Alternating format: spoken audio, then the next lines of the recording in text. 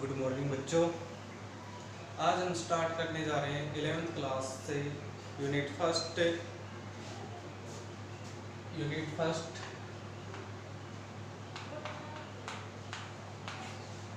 Some basic concepts of chemistry. Some basic concepts of chemistry.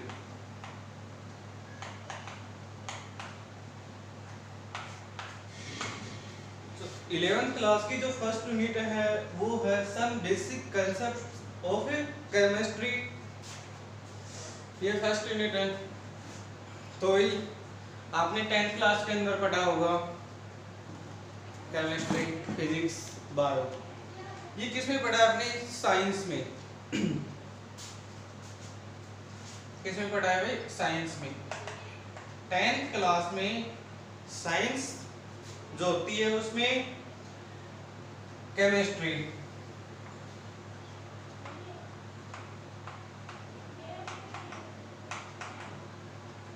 Physics,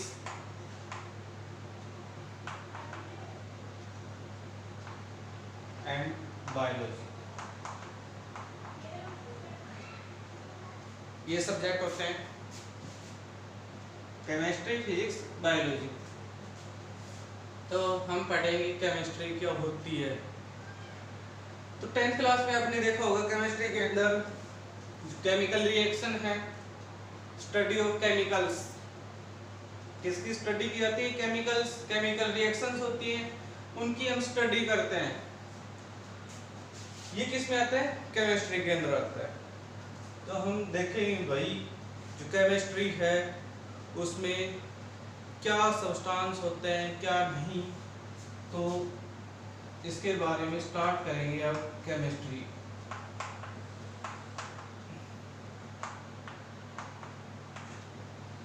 chemistry science की वो branch है जिसके द्वारा structure, composition and properties of matter उनकी study की जाती है। उसी को हम क्या कहते हैं?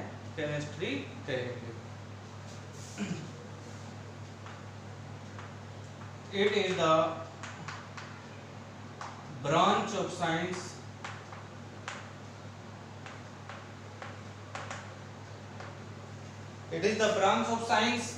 which deals with the study of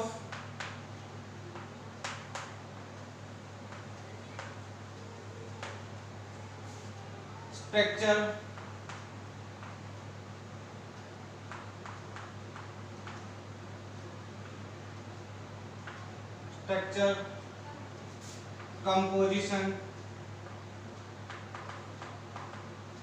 and properties of matter.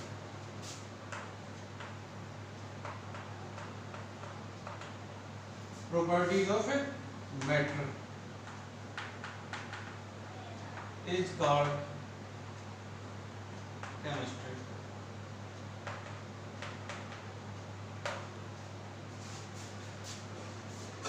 इस केमिस्ट्री के अंदर ही हम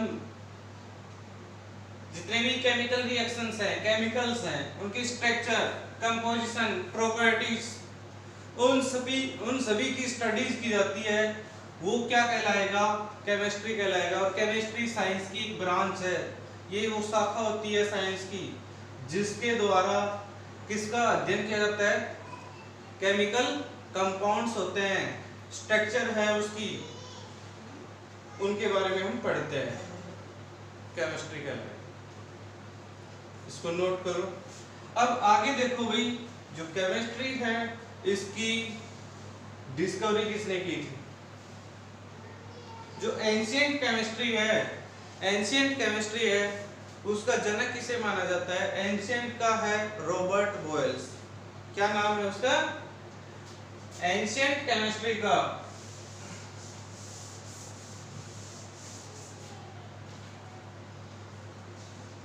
रॉबर्ट बॉयल।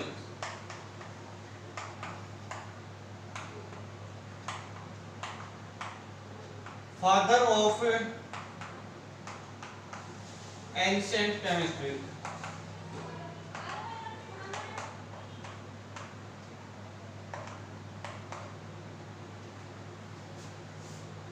एंशिएंट का मतलब क्या होता है? प्राचीन। तो एंशिएंट केमिस्ट्री है, उसका फादर किसे कहा जाता है? रॉबर्ट बोयल्स को। लेकिन मॉडर्न केमिस्ट्री है, मॉडर्न केमिस्ट्री का फादर किसे कहा जाएगा? Antoine Lavoisier. Antoine लॉइजर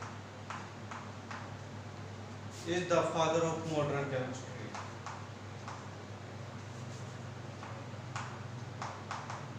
Father of modern chemistry. Modern chemistry का ये फादर कहलाएगा, फादर जनक, जिसने मॉडर्न केमिस्ट्री की डिस्कवरी की।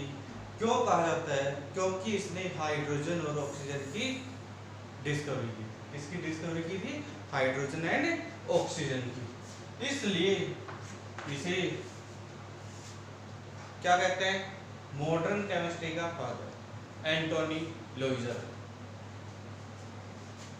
इसके अलावा अब हम जो पढ़ने जा रहे हैं आगे, कि जो केमिस्ट्री है इसकी बहुत सारी ब्रांच होती हैं। केमिस्ट्री की बहुत सारी ब्रांच होती हैं। वो ब्रांच कौन कौन सी होती है? जो केमिस्ट्री के अंदर मेन ब्रांच है वो कौन कौन सी है? Branch of chemistry,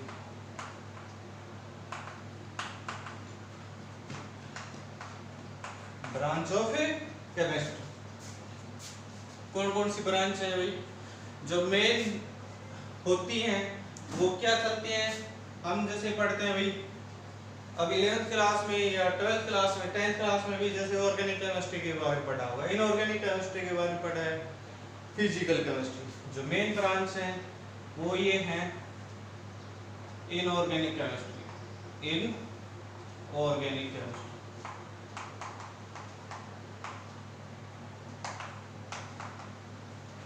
second number पे है ऑर्गेनिक केमिस्ट्री।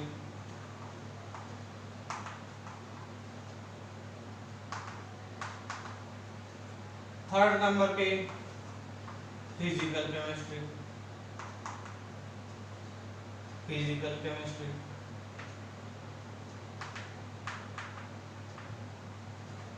फोर्थ नंबर पे बायोकेमिस्ट्री।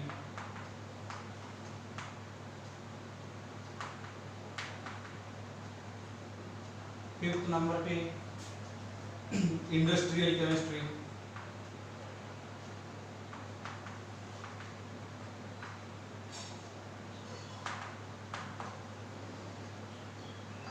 सिक्स नंबर पे इंडस्ट्रियल के बाद में आता है मेडिसिनल केमिस्ट्री।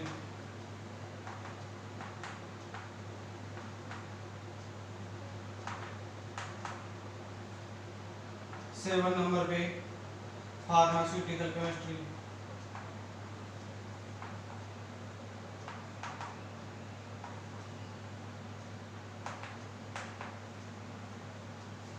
इसके अलावा भाई 8 नंबर पे न्यूक्लियर केमिस्ट्री।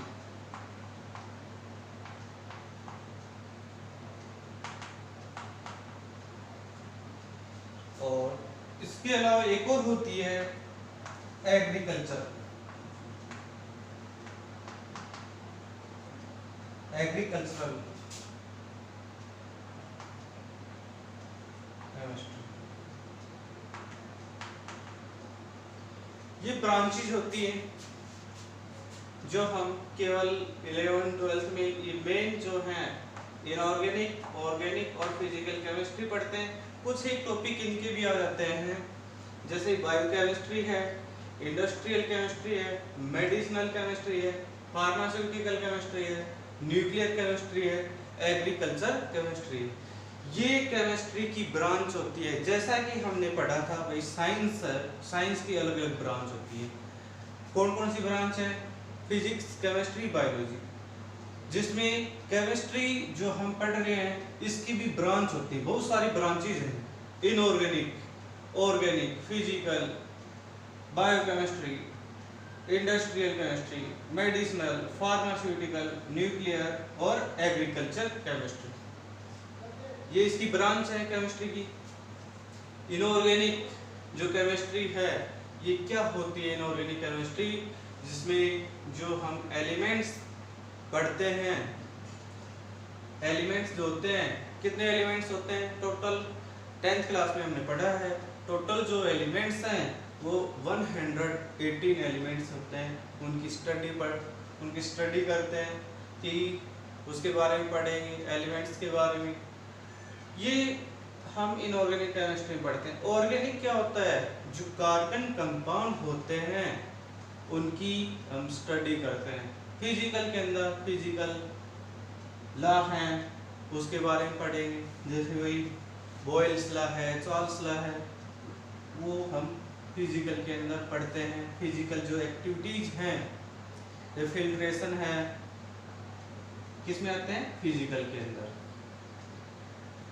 बायोकेमिस्ट्री के अंदर बायोलॉजी और केमिस्ट्री दोनों का कॉम्बिनेशन होता है इसके अंदर।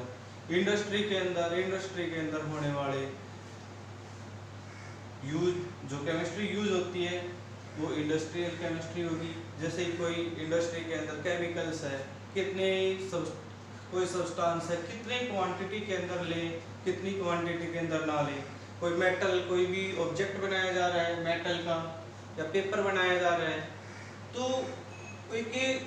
उसमें केमिकल्स लगते हैं, केमिकल्स होते हैं, वो इंडस्ट्री के अंदर यूज होते हैं। मेडिसिन्स किस प्रकार से बनाई जाती है उसकी स्टडी की जाती है। ऐसे ही फार्मास्यूटिकल जो केमिस्ट्री है इसमें ये बताया जाता है कि जो मेडिसिन्स बना दी उसका किस प्रकार से हम प्रिजर्व कर सकते हैं, कैसे उसको अच्छे से रख सकते हैं, वो फार्मास्यूटिकल के अंदर आता है। ऐसे ही न्यूक्लियर केमिस्ट्री है, न्यूक्लियर प्लांट्स होते हैं, एटम्स हैं, उसके बारे में इसका स्टडी की जाती है। ऐसे एग्रीकल्चर के अंदर कि जो फर्टिलाइजर्स वगैरह होते हैं उनका किस प्रकार से बनाया जाता है, कैसे, वो एग्रीकल्चर केमिस्ट्री के अंदर आते हैं। तो ये ब्रांचेज हैं केमिस्ट्री की, तो ये इनको अच्छे से नोट करो।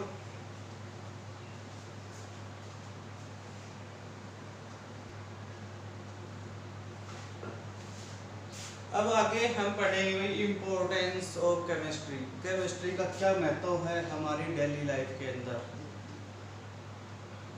तो देखो, सबसे पहले हम बात करते हैं कि जो केमिस्ट्री है ये हमारी लाइफ है उसमें एक विशेष योगदान होता है।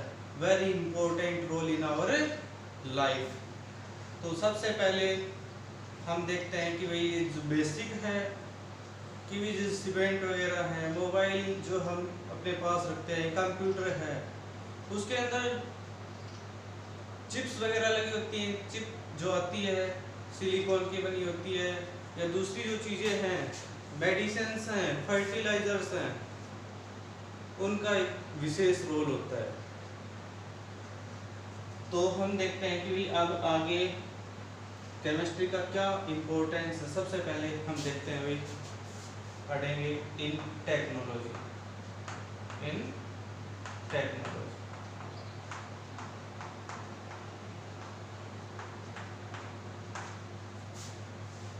केमिस्ट्री का टेक्नोलॉजी के अंदर वेरी इंपॉर्टेंट रोल है।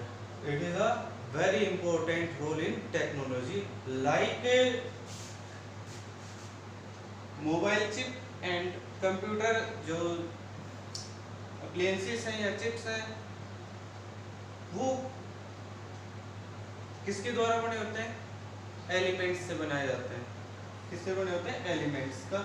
और ये एलिमेंट्स किस में आते हैं? केमिस्ट्री के अंदर ही आते हैं, जिनका वेरी वेरी इंपॉर्टेंट रोल होता है। डाटा स्टोर किया जाता है इसके अंदर, और दूसरी जो भी हैं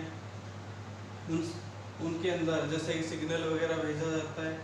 तो टेक्नोलॉजी के अंदर केमिस्ट्री का इंपॉर्टेंट रोल होता है। सेकंड नंबर पे है इन मेकिंग फर्टिलाइजर्स।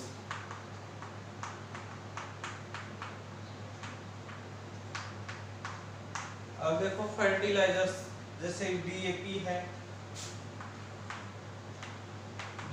है, अमोनिया फॉस्फेट है, ये किसके द्वारा तैयार किए जाते हैं? केमिस्ट्री के द्वारा ही केमिकल्स होते हैं और इन केमिकल से ही बनाए जाते हैं। और इनका जो ये फर्टिलाइजर्स है, क्या रोल होगा इनका कि जो हम खेती करते हैं उसमें क्रॉप की प्रोडक्शन को इम्प्रूव करने के लिए, अधिक से अधिक फसल पैदा करने के लिए हम फर्टिलाइजर्स खेतों के अंदर डालते हैं ताकि हमें अधिक से अधिक फसल मिल सके, अधिक से अधिक अनाज प्राप्त कर सके। इसलिए फर्टिलाइजर्स में भी ये इम्पोर्टेंट रोल होता है केमिस्ट्री का। इंसेक्टिसाइड्स थर्ड नंबर पे है इंसेक्टिसाइड्स।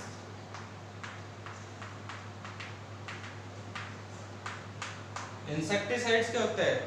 जो इंसेक्ट को खत्म करे। अब जैसे जो फसल होती है उसमें क्या होते हैं, इंसेक्ट वगैरह जो लग जाते हैं, उसको खत्म करने के लिए भी ये केमिकल्स डाले जाते हैं, इंसेक्टिसाइड्स, जो इंसेक्ट को खत्म कर देते हैं। तो ये भी केमिस्ट्री, इनमें भी केमिस्ट्री का इंपॉर्टेंट रोल होता है। ऐसे ही पेस्टिसाइड्स है, पेस्टिसाइड्स भी बनाए जाते हैं। पेस्टिसाइड्स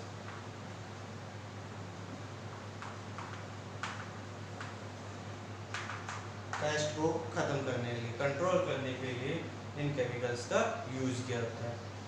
फिफ्थ नंबर पे है इन मेडिसिन्स। इन मेडिसिन्स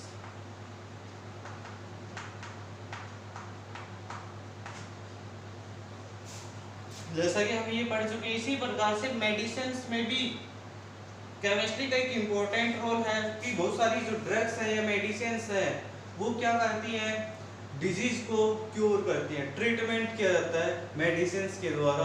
और उन मेडिसिन्स के अंदर हम वो कैसे तैयार किए जाते हैं, केमिस्ट्री के द्वारा ही तैयार किए जाते हैं। केमिकल्स जो तैयार करने की जो प्रोसेस है वो केमिस्ट्री के द्वारा ही होगी। तो इसमें देखो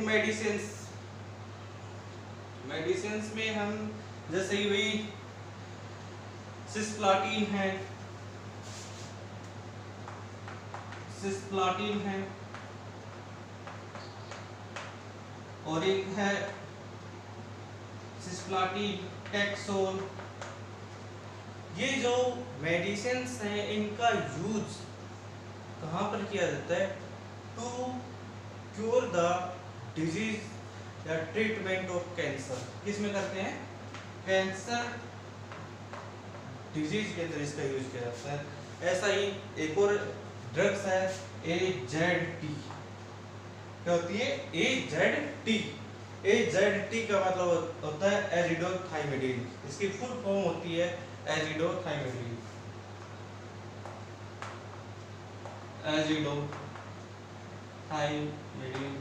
नोट कर लेना, बहुत इंपॉर्टेंट है, जिसका यूज किया जाता है एड्स विक्टिम्स को खत्म करने के लिए। एड्स जो डिजीज होती है, वायरस होता है, उसके लिए इसका यूज किया जाता है AZT।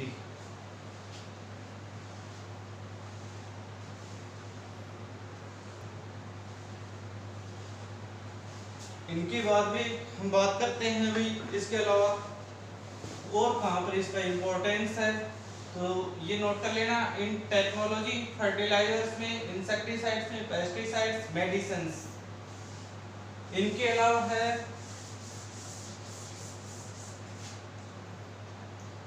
इन वार्स, जो युद्ध होते हैं उनमें भी केमिकल्स का यूज किया जाता है। जो सेकेंड वर्ल्ड वॉर था उसमें मस्टर्ड गैस का यूज किया गया था। तो और भी दूसरे केमिकल्स वगैरह यूज किए जाते हैं। तो वॉर्स के अंदर भी केमिस्ट्री का इंपॉर्टेंट रोल होता है। वॉर्स के अलावा इन कम्युनिकेशंस,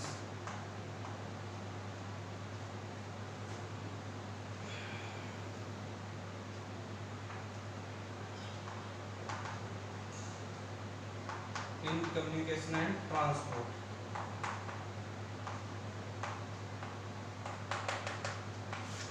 इसमें भी केमिस्ट्री का इम्पोर्टेंट रोल होगा। वो किस प्रकार से भी, जो पेट्रोल है, डीजल है,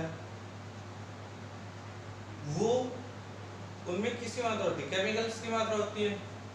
तो केमिस्ट्री का इसमें एक इम्पोर्टेंट रोल है। इसके अलावा तो ऐसे ही बहुत सारे इम्पोर्टेंस है। प्रिजर्वेटिव ऑफ फूड्स, फूड को किस प्रकार से प्रिजर्व किया जाता है, उसमें भी केमिस्ट्री का इम्पोर्टेंट रोल होता है। Preservation of foods in preservation of food, food को, या जैसे कई पॉलीथीन के अंदर, पैकेट्स के अंदर जो फूड होते हैं तो उसको हम किस प्रकार से प्रिजर्व कर सकते हैं लंबे समय तक। तो जो केमिकल्स हैं वो मिलाए जाते हैं, उस केमिकल्स के द्वारा हम फूड प्रोडक्ट को क्या कर सकते हैं, प्रिजर्व कर सकते हैं। जैसे कि चिप्स है या कोई मुरब्बा, अचार वगैरह होते हैं, उसके अंदर क्या डाला जाता है, कुछ सब्सटेंस डाले जाते हैं, तो वो क्या करते हैं, उसको लंबे समय तक प्रिजर्व कर सकते हैं। तो ये इसका इम्पोर्टेंट रोल होता है केमिस्ट्री का। ऐसे ही इंडस्ट्री के अंदर भी इसका वेरी इंपॉर्टेंट रोल होगा इन इंडस्ट्री।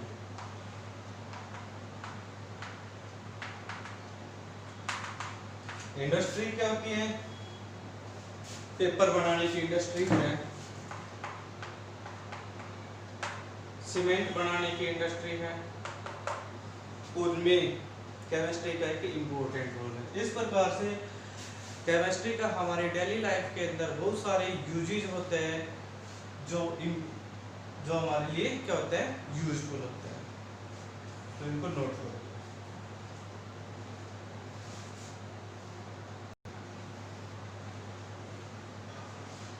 अब हम आगे बात करेंगे मैटर की। जो नेक्स्ट टॉपिक है इसमें मैटर, ये हम 9th क्लास में पढ़ चुके हैं। मैटर क्या होता है, मैटर क्या होता है, मैटर को हिंदी में बोला जाता है पदार्थ। क्या कहते हैं भाई, पदार्थ। तो कोई भी थिंग्स है जिसके पास क्या हो, स्पेस हो, मास हो, वो क्या कहलाएगी, मैटर कहलाएगी। मतलब जितनी भी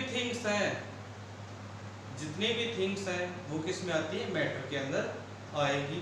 जैसे चौक है, पेन, पेंसिल, बुक, यानी जितने भी थिंग्स हैं वो सभी की सभी मैटर के अंदर आती है। और मैटर के अंदर जो पार्टिकल्स होंगे वो क्या होते हैं, स्मॉल पार्टिकल्स होते हैं। छोटे छोटे पार्टिकल्स से मिलकर कोई ऑब्जेक्ट बनेगा। जैसे कि चौक है, चौक को जैसे ही हम बोर्ड पे लिखेंगे, छोटे छोटे पार्टिकल्स नीचे गिरते रहते हैं, उन पार्टिकल्स को जोड़ के क्या बनाया जाता है, ये चौक बनाया जाता है। ऐसे ही हमारी बॉडी है, वो भी क्या होते हैं कि छोटे छोटे पार्टिकल्स से मिलकर बनी हुई है। क्योंकि हमारी जो बॉडी है, हमारे शरीर की सबसे जो छोटी यूनिट है, स्मॉल यूनिट, वो क्या होती है, सेल होती है। और बहुत सारी सेल्स होती है बॉडी के अंदर, और वो सेल्स क्या बनाएगी, टिश्यू बनाती हैं। और टिश्यू जो ऊतक होते हैं, वो बहुत सारे टिश्यू क्या बनाएंगे, ऑर्गन। और ऑर्गन से ऑर्गन सिस्टम बनता है, और ऑर्गन सिस्टम से क्या बनेगा, एक नया जीव बन जाता है, ऑर्गेनिजम्स बन जाता है ऑर्गन सिस्टम से। तो जो ऑर्गन सिस्टम है, कौन कौन से सिस्टम होते हैं, सर्कुलेटरी सिस्टम है, रेस्पिरेटरी सिस्टम है, ऐसे इसके अलावा और भी सिस्टम होते हैं बॉडी के अंदर, एक्सक्रीटरी सिस्टम है। तो इन सभी को मिलाकर एक बॉडी का निर्माण होता है। तो अब इसके बारे में हम लिखते हैं, anything which occupies space and has mass is called matter. Is called matter. Anything, कोई भी थिंग्स जिसके पास क्या हो, स्पेस हो, मास हो वो क्या कहलाएगी भाई, मैटर कहलाती है। For example pen, pencil, book etcetera. अब देखो भाई जो मैटर है ये हम पढ़ चुके हैं। अभी मैटर क्या होता है इसके बारे में। अब जो पार्टिकल्स हैं वो क्या होंगे, पार्टिकल्स इसमें वो स्मॉल पार्टिकल्स हैं, वो होते हैं एटम्स या मॉलिक्यूल्स भी हो सकते हैं, एटम्स या मॉलिक्यूल्स, एटम्स एंड मॉलिक्यूल्स हो सकते हैं।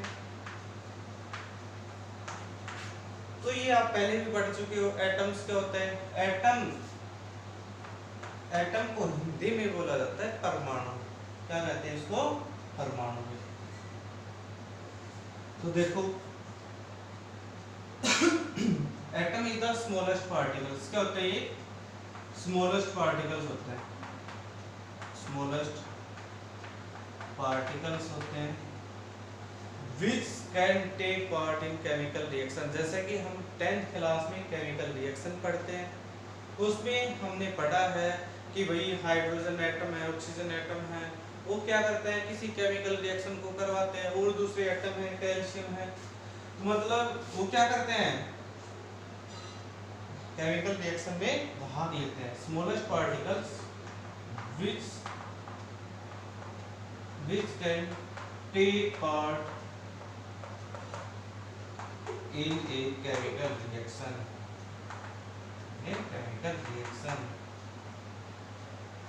but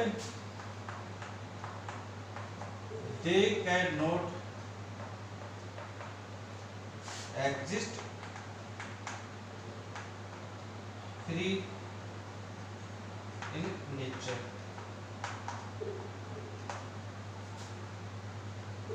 ये जो एटम्स हैं नेचर में फ्री फॉर्म में नहीं होते हैं, लेकिन जो नोबल गैसेस हैं ग्रुप 18 के अंदर आती है। नोबल गैसेस किस में आती है, ग्रुप 18 के अंदर, वो फ्री फॉर्म में रहती हैं। क्यों, क्योंकि वो अनरिएक्टिव गैस है, उनको इनर्ट गैस के नाम से भी जानते हैं। किस नाम से जानेंगे, इनर्ट गैस के नाम से, इसलिए वो किस फॉर्म में होती है, फ्री फॉर्म में होती है। जबकि दूसरे जो एलिमेंट्स हैं ये एटम्स फ्री फॉर्म में नहीं होते। For example oxygen, hydrogen, nitrogen etcetera. तो ये मॉलिक्यूल्स फॉर्म में, ऑक्सीजन हमेशा O2 फॉर्म में होगी नेचर के अंदर। किस फॉर्म में होती है, O2 फॉर्म में। दो ऑक्सीजन में गए इसके अंदर ऑक्सीजन ऑक्सीजन O2 बनता है, और जब ये O2, जब ऑक्सीजन और ऑक्सीजन जुड़ते हैं तो क्या बनाते हैं, मॉलिक्यूल जो फ्री फॉर्म में होते हैं। यहाँ तक नोट करोगे।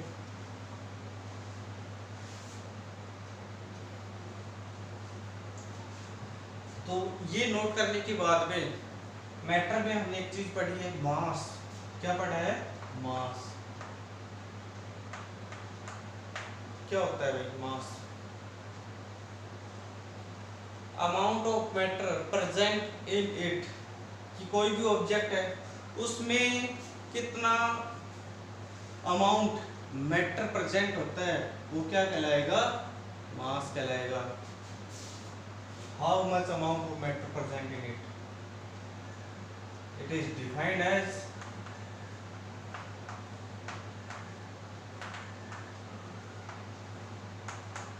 the amount of matter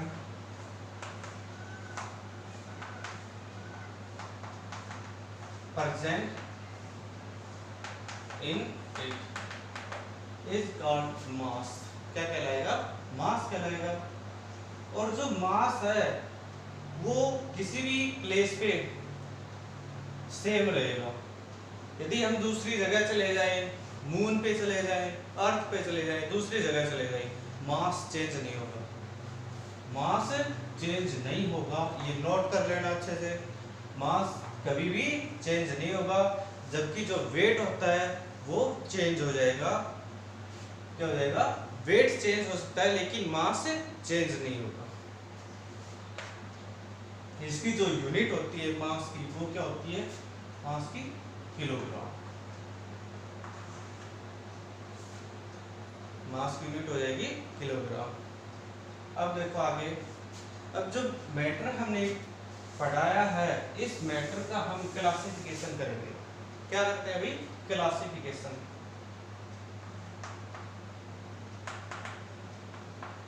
classification of matter. Matter का क्लासिफिकेशन हम 2 टाइप से करेंगे। कितने टाइप से करते हैं? 2 टाइप्स। वो ये 2 टाइप्स कौन कौन से होते हैं? सबसे पहले फिजिकल के आधार पे, फिजिकल क्लासिफिकेशन।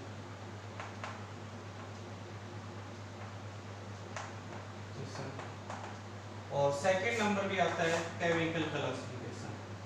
Chemical classification. ये मैटर के को हमने क्लासिफाइड कर दिया है 2 टाइप से। फिजिकल क्लासिफिकेशन, सेकंड नंबर पे होता है केमिकल क्लासिफिकेशन। फिजिकल और केमिकल।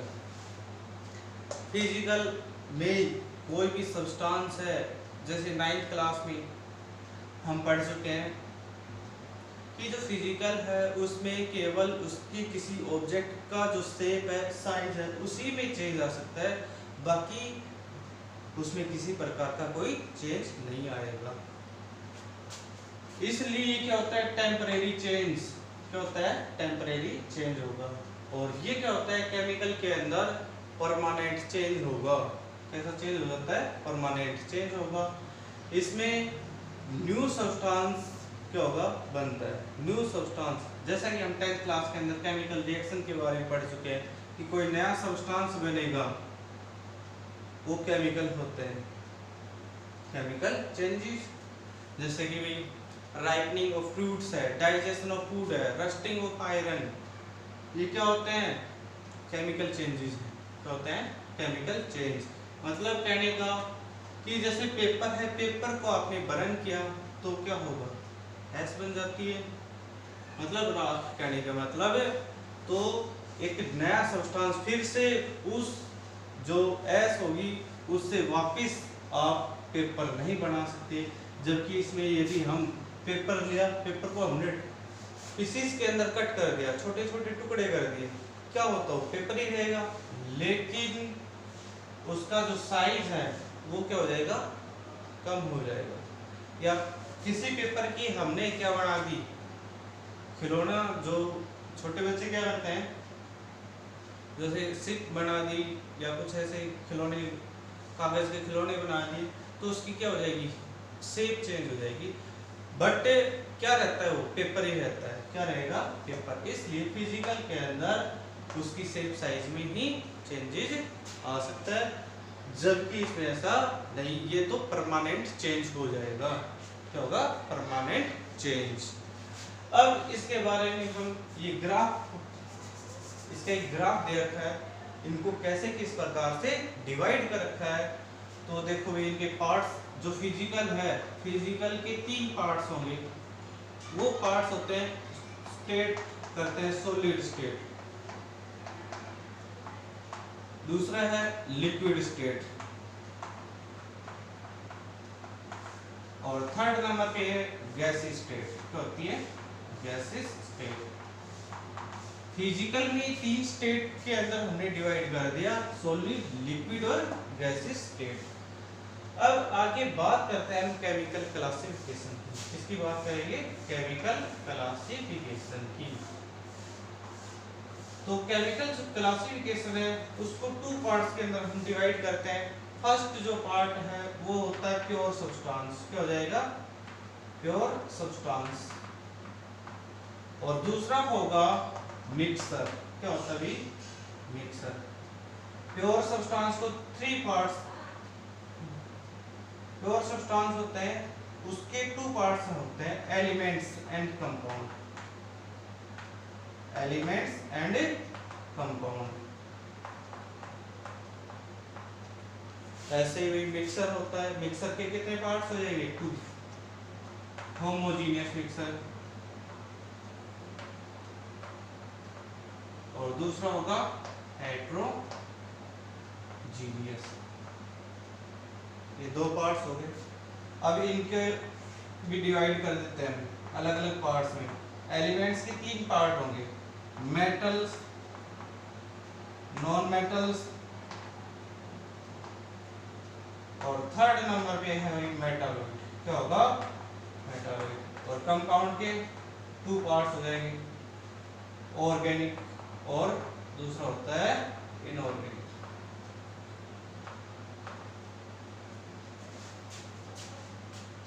देखो भाई, जो क्लासिफिकेशन ऑफ मैटर, मैटर को हमने क्लासिफाई किया है 2 टाइप से, फिजिकल क्लासिफिकेशन, सेकंड नंबर पे है केमिकल क्लासिफिकेशन। फिजिकल के अंदर इसको 3 स्टेट के अंदर हमने डिवाइड किया है, solid state, liquid state and gaseous state. ये फिजिकल के पार्ट्स हैं। अब केमिकल्स जो है, केमिकल्स के भी कितने पार्ट हो जाएंगे? 2 पार्ट्स होंगे, एक प्योर सब्सटेंस, दूसरा मिक्सर। प्योर के 2 पार्ट्स होते हैं, एलिमेंट्स और कंपाउंड। मिक्सर के कितने होते हैं? 2 parts, homogeneous mixer, heterogeneous mixer. अब एलिमेंट्स जो है इसके 3 पार्ट्स के अंदर डिवाइड कर दिया, metals, non metals and metalloid. और कंपाउंड को 2 पार्ट्स के अंदर डिवाइड कर दिया, ऑर्गेनिक और इनऑर्गेनिक के अंदर डिवाइड कर दिया। नोट करो भाई।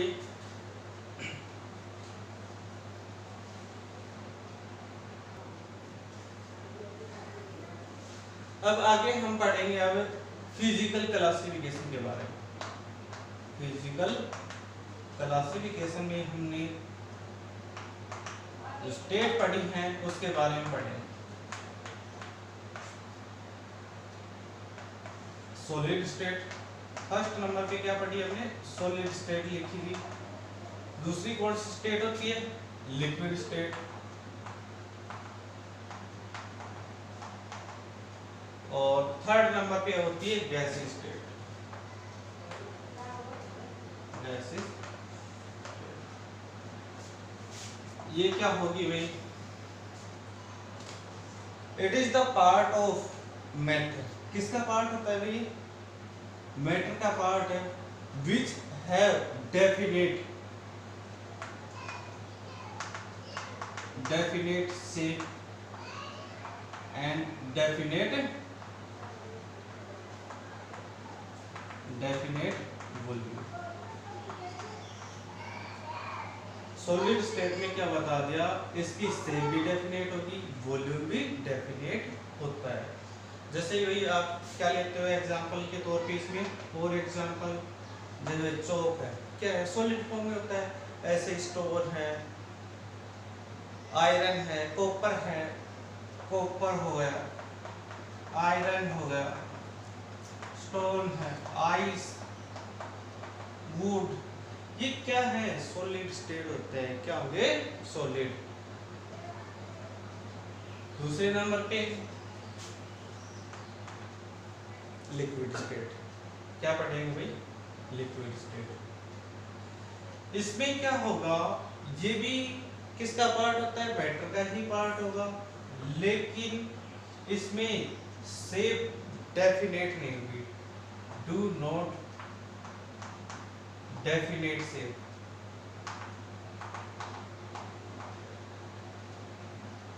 But definite volume.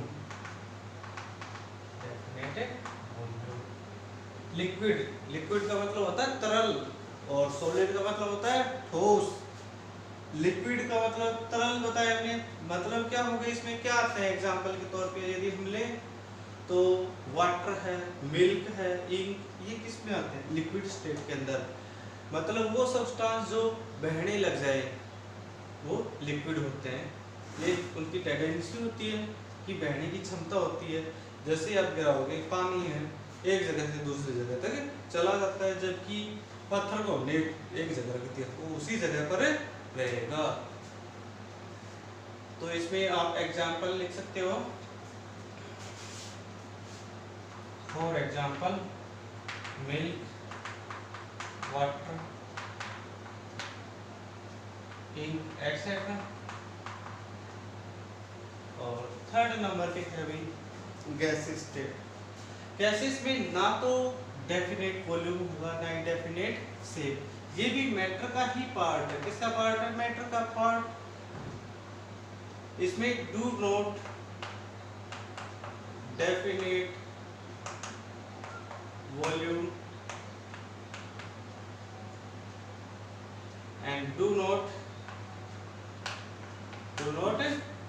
Definite shape. इसमें डेफिनेट, यहाँ पर हम जैसे लिक्विड के अंदर कर रहे थे, डेफिनेट शेप नहीं होती। वो किस प्रकार से नहीं होती है? जैसे कि आपने भाई कोई गिलास लिया और गिलास के अंदर आपने वाटर डाला, तो शेप कैसी रहेगी उसकी? गिलास जैसे रहती है। यदि वाटर को आपने बोतल के अंदर डाल दिया तो शेप बोतल जैसी हो जाएगी, या दूसरे कंटेनर के अंदर डालोगे शेप वैसी ही रहेगी। शेप वैसी ही बन जाती है जैसा कंटेनर होगा, लेकिन वॉल्यूम उसका डेफिनेट होगा, चाहे आप किसी भी कंटेनर के अंदर डाल लो। गैसीय स्टेट में ना डेफिनेट इसकी शेप होती है, ना ही डेफिनेट वॉल्यूम। फिक्स नहीं होती इनकी, इनका वॉल्यूम भी फिक्स नहीं है, इनकी शेप भी फिक्स नहीं है। जैसे कि रूम है, रूम के अंदर ये होती है, बोतल है, बोतल के अंदर यदि हम कुछ भी न डालें तो उसको, उसमें किसकी मात्रा होती है? एयर की मात्रा होती है। तो ये इसमें एग्जांपल आप क्या करोगे? फॉर एग्जांपल एयर, O2 है, CO2 है, ये क्या है? गैस। आर्गन, नियॉन, ग्रुप 18 वाला, जो भी ग्रुप 18 के अंदर जितने भी एलिमेंट्स हैं वो सारी की सारी क्या होती है? गैस होती है। आर्गन है, नियॉन, जिनॉन, वो सभी क्या होती है? गैस होती है।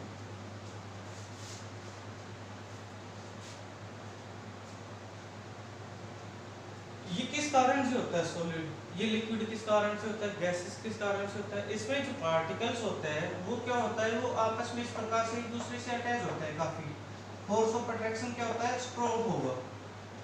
फोर्स ऑफ अट्रैक्शन स्ट्रॉन्ग होने की वजह से ये सॉलिड फॉर्म में होता है। पार्टिकल्स आपस में चिपके होते हैं, जैसे ये चौक है, पार्टिकल्स काफी पास पास में जुड़े होते हैं, इसलिए चौक बनता है सॉलिड फॉर्म में। यदि इसमें फोर्स नहीं लगता पार्टिकल्स के बीच में तो ये सॉलिड फॉर्म में नहीं होता, मतलब ये अलग अलग हो जाता है, इसके पार्टिकल्स दूर दूर होते हैं, इसलिए क्या होता है? सॉलिड फॉर्म में। जो ऐसे ही आयरन है और दूसरे सब्सटेंस, वो क्या होते हैं? मतलब जो वुड है, आइस है, ये क्या होते हैं? सॉलिड। लिक्विड में मिल्क, वाटर, इसमें क्या होता है कि किसी कंटेनर के अंदर आपने डाला, पार्टिकल्स के बीच में क्या होता है? स्पेस होता है। क्या होगा? स्पेस होगा। और फोर्स ऑफ अट्रैक्शन सॉलिड से कम होता है, इसलिए ये किस फॉर्म में होते हैं? लिक्विड फॉर्म में। और इसमें क्या होता है? कोई जैसे गैस सिलेंडर होता है, इसमें पार्टिकल्स काफी दूर दूर होते हैं, फोर्स ऑफ अट्रैक्शन क्या होगा? न के बराबर होता है, बहुत ही कम। तो ये हो गया गैसीय स्टेट, तो इनको नोट करना है। बाकी इनकी जो कैरेक्टरिस्टिक्स हैं वो कल बढ़ाएंगे। Okay, bye, thanks.